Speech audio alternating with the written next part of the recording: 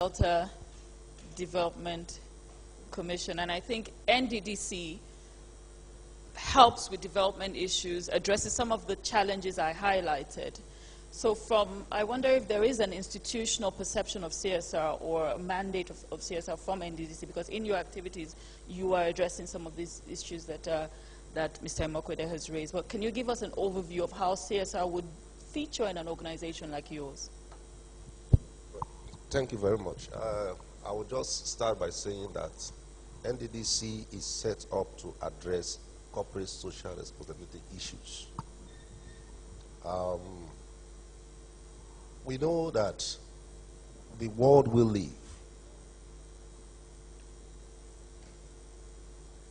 need to be developed, and that each and every one of us must play a role in ensuring that we live harmoniously.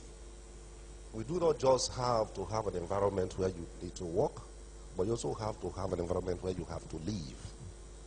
And it is important that every person, whether you are an organization, an individual, play a role in ensuring that the environment you are living in is safe, is good enough to do business and to also live.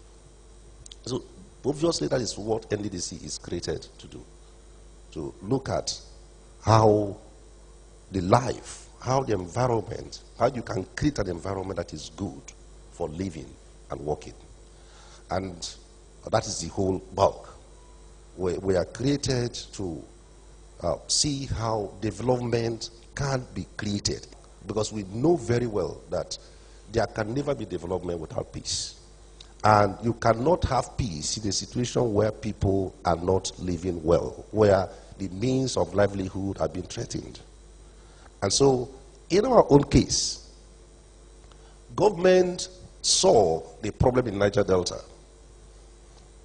Businesses are, sometimes before now, people feel, oh, I'm there to do business, to create wealth, get money for my shareholders, and spread the money to them, and that's all. And in so doing, a whole lot of externalities were created. You see a situation where oil companies are drilling and the environment is polluted. Could be banks. A bank is operating somewhere, they throw out their waste here and there. People are carrying out activity in schools everywhere. And somebody say, government has to do everything. Government cannot do everything. All of us must do things for ourselves.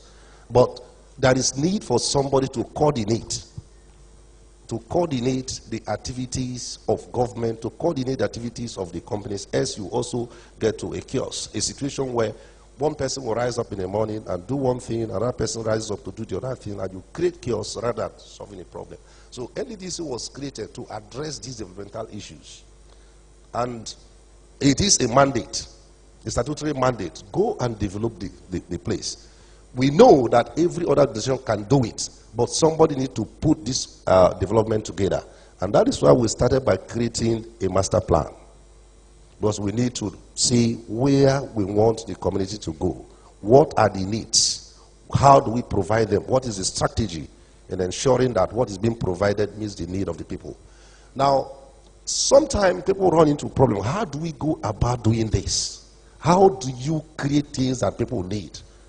Today, somebody may say, okay, we want to build school. Why do you need to build a school? Where? Who needs this school? What do you want to create? And all the rest. So these are very critical issues. And sometimes you even have somebody want to invest this money. Why do you want to invest? Why do you want to build a school rather than a church?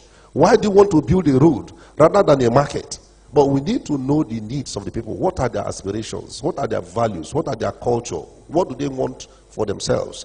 How can you put the entire whole so that no one is against the other? And that is what NDDC is doing. Well, I kind of look at the environment, look at the people, look at the desire of everyone and say, okay, this is what they need. Okay, we need to create road. We need to support education. We need to support health. We need to support, we need to provide water.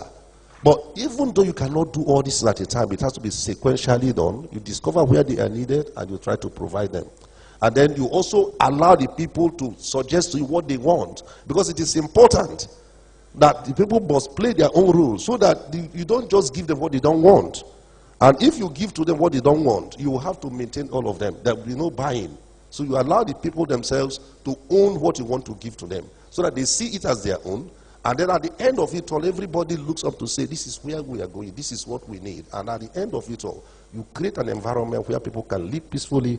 You create an environment that will a kind of encourage economic activities. You create an environment that will encourage work, that will encourage life, and will make everybody to come together and say, okay, this is a good place for us. And everybody begin to see themselves why they should belong to the society, why they should create peace, why there should be security and everything, working together.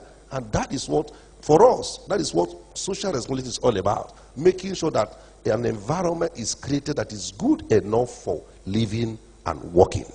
But this environment must be well coordinated. It has to be planned. And everything must fit into one another, with everybody playing his own role. Everybody must do it. Everybody must contribute. So that is the only way it can last. And then people talk about